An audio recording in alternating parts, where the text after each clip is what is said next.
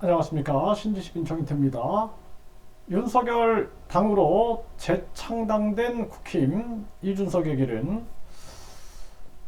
이준석 대표가 아주 애매한 정황이 되어버렸죠. 이번에 이준석계가 모두 다 낙선하는 상황이 발생이 됐어요.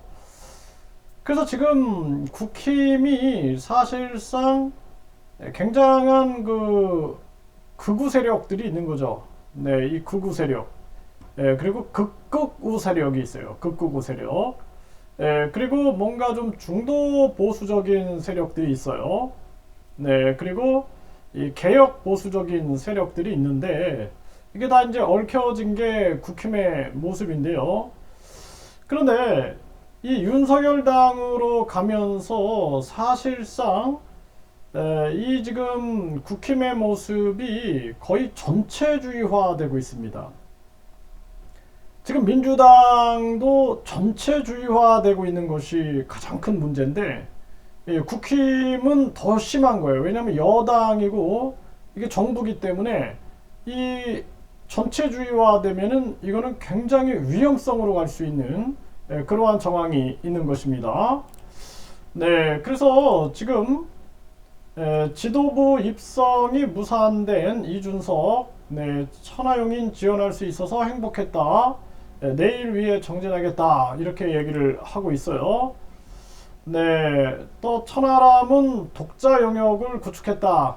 이번에 뭐 천하람 같은 경우에는 충분히 이제 자기 인지도를 높였고 인식을 강화시킨 그러한 모습이죠. 반면에 이준석은 손해를 받고 천하람은 이득을 본 그러한 정황.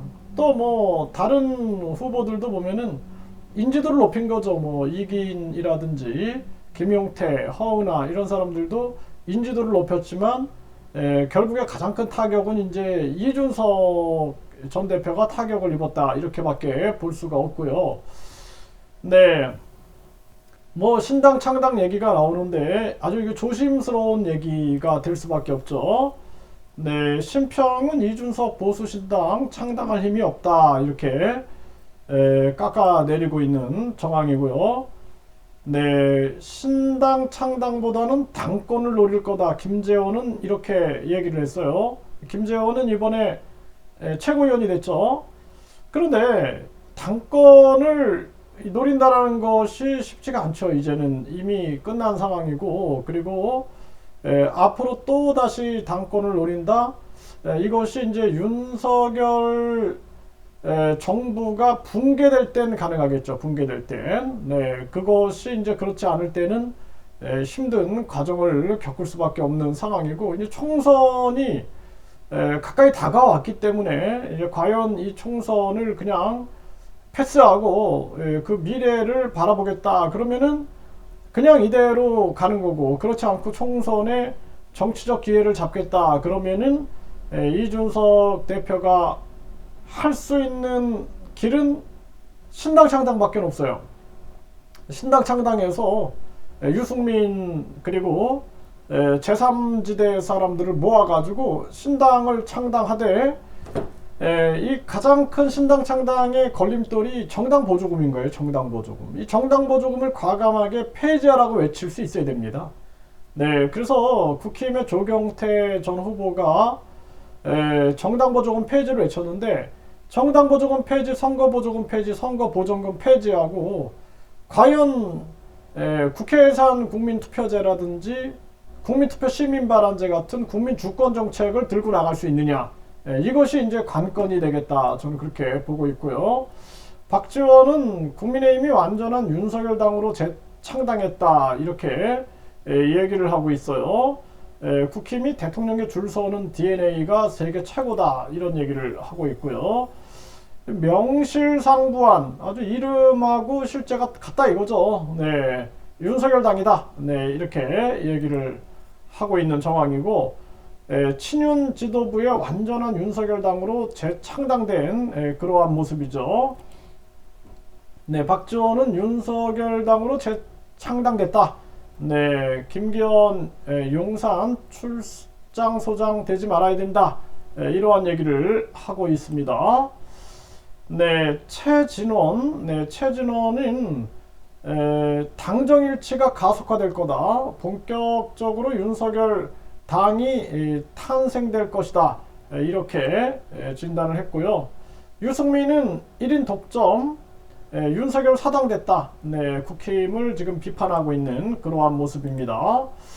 네, 그래서 뭐 유승민 이 전 의원 같은 경우에도 지금 대선 지지율이 한동안 뒤로 나오고 있는데 유승민도 대권을 바라보고 이번 총선에서 승부수를 던진다 그러면은 창당 외에는 길이 없습니다. 창당 외에는. 네, 그래서 유승민 같은 경우에도 이제 전당이 대회가 끝났기 때문에 창당에 나서서 이준석이라든지 또는 폭넓게 세력들을 넓혀가지고 제3지대를 구축해 나간다. 그리고 시대 정신이 국민 주권 정치다. 이런 식으로 하면서 신당 창당 외에는 길이 없다. 네, 유승민도 이제 그러한 상황으로 밖에 볼 수가 없고요. 네, 안철수는 또 철수 수순 맞나? 안철수는 철수해도 길이 없어요, 지금. 네, 그렇기 때문에 이 안철수 지금 후보 같은 경우에는 분권형 대통령제 세력들과 손을 잡을 거다. 저는 그렇게 진단하고 있습니다. 네, 장해찬은 이준석계 실패는 이준석 탓이다. 이제 이준석에 대한 탄압이 굉장히 심하게 나올 거고, 이준석 전 대표가 계속 국힘의 지도부하고 대립을 하게 되면은 아예 제명까지 갈 수 있다. 이렇게 보여줍니다. 그런데 이제 제명을 아주 교묘하게 하겠죠. 교묘하게. 네, 교묘하게 해가지고 이준석 세력이 숨쉬지 못하게끔 할 텐데, 그러니까 이준석 대표 같은 경우에도 길은 신당밖에 없어요. 근데 정당 보조금이 걸릴 거예요. 정당 보조금 폐지하고 인터넷당 형태로 해가지고 완전히 인터넷당 지금 그 법안이 국회에서 발의되어 있기 때문에 인터넷당도 외치면서 그러면서 신당 창당으로 가지 않으면은 이준석도 길이 없다. 지금 상황에서 그렇다. 그냥 뭐 이번 총선 지나가고 그 다음을 기대한다라고 할지라도 이준석의 영향력이 크게 발휘되지 못한다. 이렇게 볼 수밖에 없는 거죠. 네, 박지원은 윤이 무서운 사람이다. 네, 윤석열당 재창당. 안철수가 가장 곤란하다.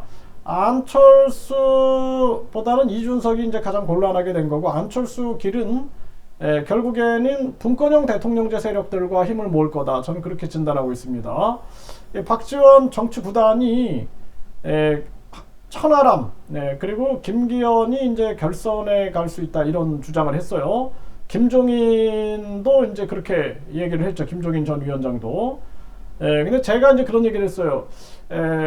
결선으로 간다면, 결선이 이루어진다면, 안철수, 김기현이 갈 거다.